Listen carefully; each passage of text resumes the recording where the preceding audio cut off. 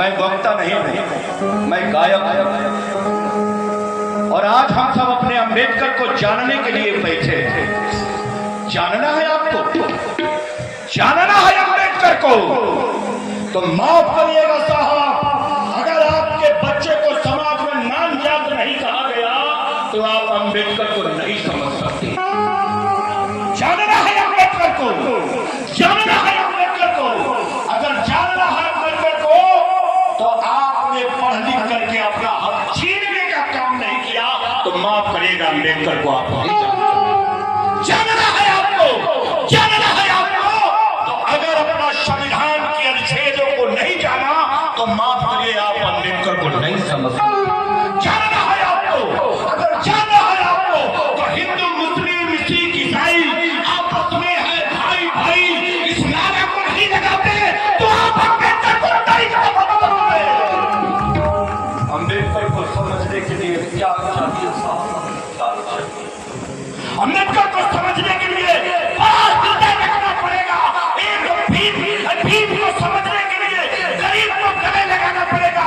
भीम को समझने के लिए यादव को गले लगाना पड़ेगा, कुर्मी को गले लगाना पड़ेगा, टोम को गले लगाना पड़ेगा, चमार को गले लगाना पड़ेगा, कुशवाहा को गले लगाना पड़ेगा, अरे कानून पर को भी गले लगाना पड़ेगा,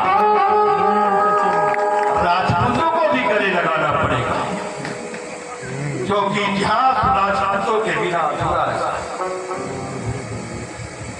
जब पता है आपको, जब पूर्ण सनातन धर्म फूल फल रहा था और जब उसमें बुराइयां आई, इसी राजपूतों ने उसके खिलाफ डंका बजाया।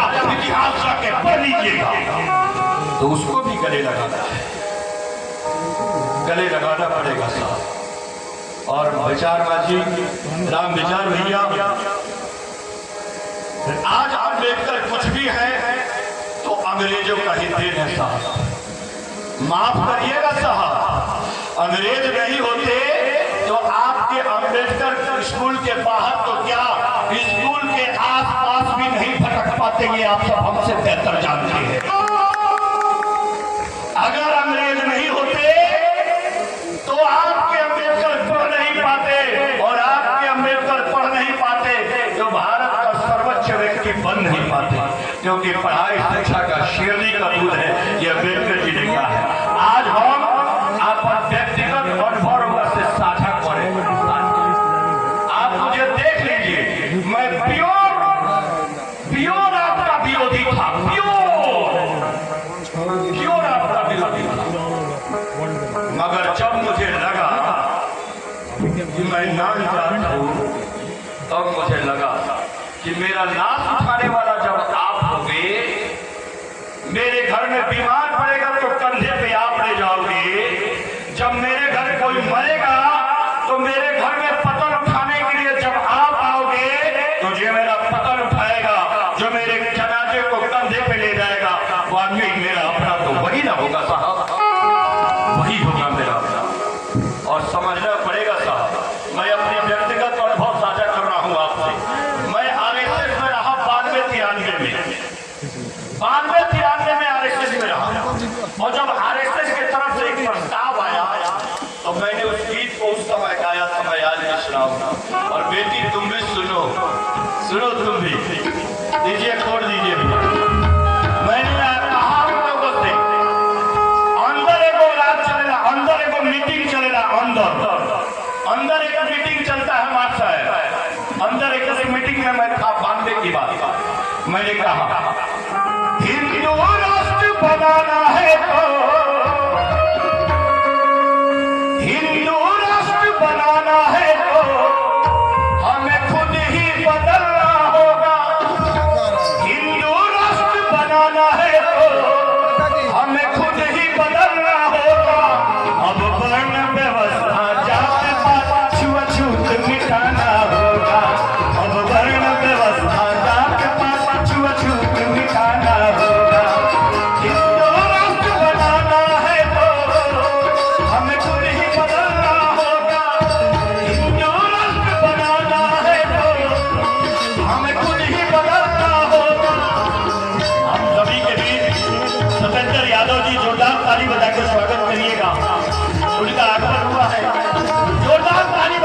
स्वागत करिएगा हमारे बीच मांझी के विधायक सदैवा श्री सतेंद्र यादव जी का आगमन हो चुका है।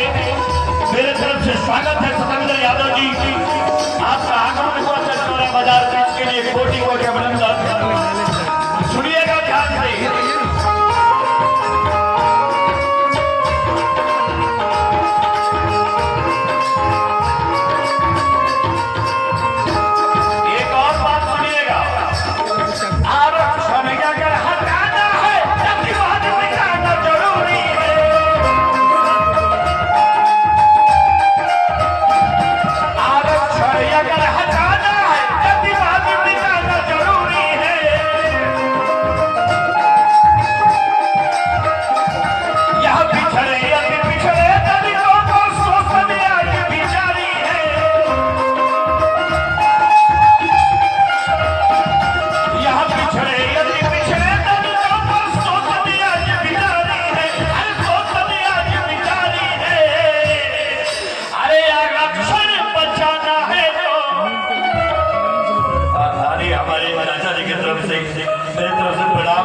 अरे आरक्षण बचाना है तो बोलना नहीं है, कोर्ट भाषा में बोल रहा है। आरक्षण बचाना है तो उसे सत्ता से हटाना होगा। आरक्षण बचाना है तो उसे सत्ता से हटाना होगा।